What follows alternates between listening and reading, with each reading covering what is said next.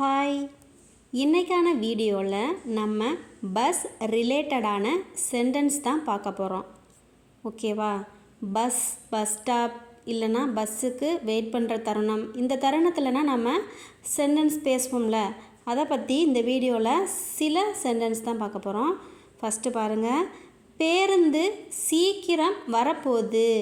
பேருந்து சீக்கிரம் வரப்போகுது அப்படின்னு சொல்கிறோம். பஸ்ஸில் வெயிட் பண்ணிகிட்ருக்கோம் பஸ் ஸ்டாப்பில். இப்போ பேருந்து சீக்கிரம் வரப்போகுது அப்படின்னு சொல்கிறோம். The bus is arriving. இஸ்ஸோட ஐஎன்ஜி சேர்க்குறோம், ஏன்னா வரப்போகுது அப்படின்னு சொல்கிறதுக்கு. த பஸ் இஸ் அரைவிங் சீக்கிரம் அப்படின்றனால சூன். த பஸ் இஸ் அரைவிங் சூன். இன்று காலை எனது பேருந்தை தவற விட்டேன். இன்று காலை எனது பேருந்தை தவற விட்டேன். பஸ்ஸை மிஸ் பண்ணிட்டேன். பாஸ்டில் இருக்கனால மிஸ்டு. ஐ மிஸ்டு, நான் மிஸ் பண்ணிட்டேன். எதை? பஸ்ஸை. மை பஸ், எனது பேருந்தை. எப்போ? இன்று காலை. அப்போ this morning. I missed my bus this morning. Bus stop ஒரு மூலையில் உள்ளது. பஸ் ஸ்டாப் ஒரு மூலையில் உள்ளது. மூலை அப்படின்னா கார்னர்.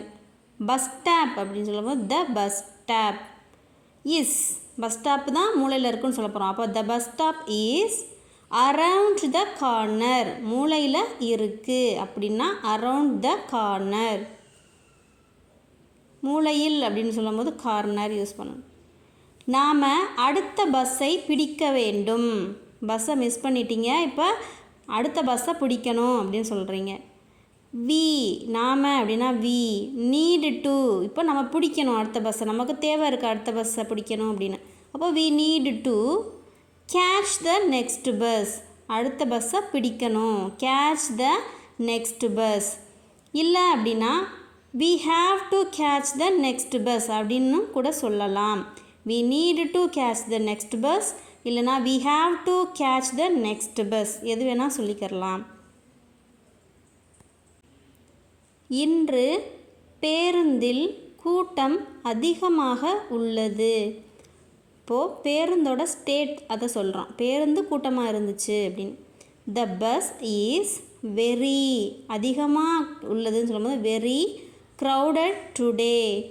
இந்த பிளேஸில் க்ரௌடட் அப்படின்றது அட்ஜெக்டிவ், ஒரு பஸ்ஸோட நிலையை சொல்லுது. ஸோ அட்ஜெக்டிவாக இங்கே இருக்குது.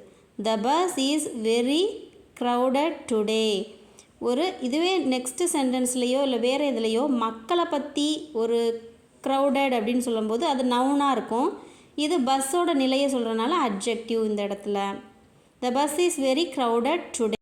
க்ரௌடட் அப்படின்னு போட்டிருக்கனால க்ரௌடோட பாஸ்ட்டு க்ரௌடட் அப்படின்னு எழுதியிருக்கோம் அப்படின்னு நினைக்காதீங்க.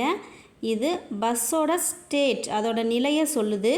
ஸோ அட்ஜெக்டிவாக இந்த இடத்துல இருக்குது. ஸோ க்ரௌடட் அப்படின்னு யூஸ் பண்ணியிருக்கோம். இது பாஸ்ட் டென்ஸ் கிடையாது. த bus is very crowded today. Crowded அப்படின்றது adjective.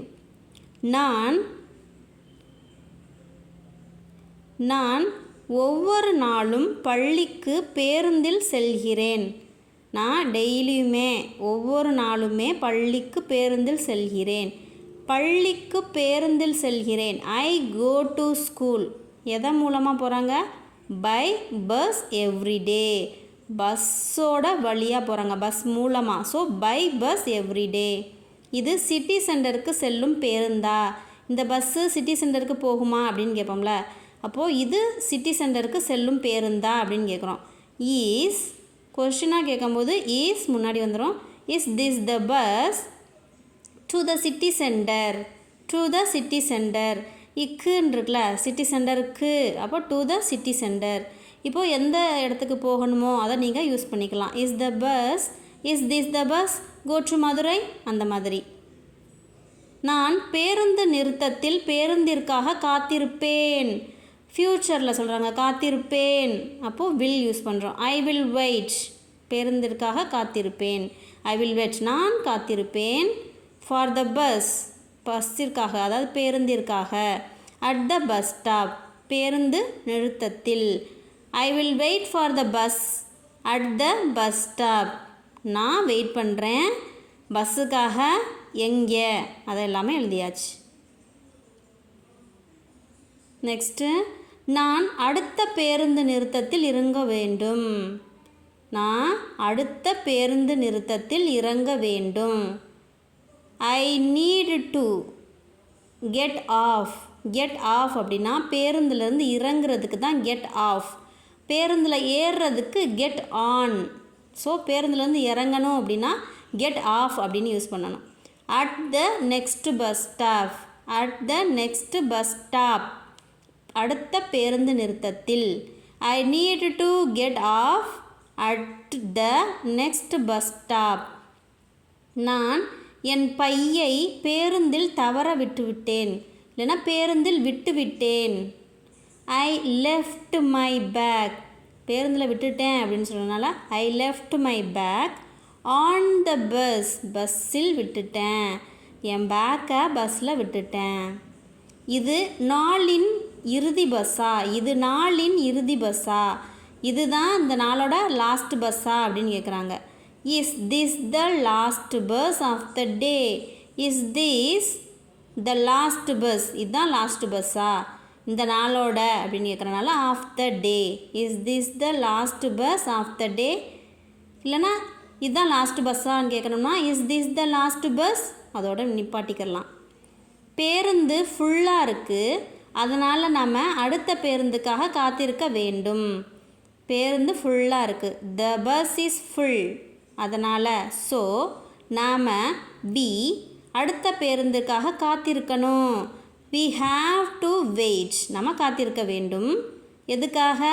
For the next bus அடுத்த பஸ்ஸிற்காக. பஸ்ஸுக்காக அப்படின்னு சொன்னனால for the next bus. We have to wait. நம்ம காத்திருக்கணும், காத்திருக்க வேண்டும். The bus is full, so we have to wait for the next bus. பேருந்து ஓட்டுநர் மிகவும் நட்பானவர். பேருந்து ஓட்டுநர் மிகவும் நட்பானவர். The bus driver. பேருந்து ஓட்டுநர் அப்படின்னா bus driver is very friendly. Very friendly மிகவும் நட்பானவர். உங்களிடம் பஸ் கட்டணம் உள்ளதா? பஸ் கட்டணம் அப்படின்னா bus fare. Do you have the bus fare? உங்கள்கிட்ட பஸ் கட்டணம் உள்ளதா? டு யூ ஹாவ் உள்ளதான்னு கேட்குறோம்ல. So do you have the bus fare அப்படின்னு கேட்குறோம். இந்த வீடியோவில் நம்ம பஸ் ரிலேட்டடான நிறைய சென்டென்ஸ் பார்த்தோம். இதே மாதிரி வேறு எது மாதிரி எந்த ரிலேட்டடாக சென்டென்ஸ் மேக் பண்ணணும், வீடியோ போடணும் அப்படின்றத கமெண்ட் பண்ணுங்கள். கண்டிப்பாக நெக்ஸ்ட் வீடியோவில் போடுறேன். இந்த வீடியோ பிடிச்சிருந்தால் மறக்காமல் ஒரு லைக் பண்ணிவிட்டு பாருங்கள். தேங்க்யூ.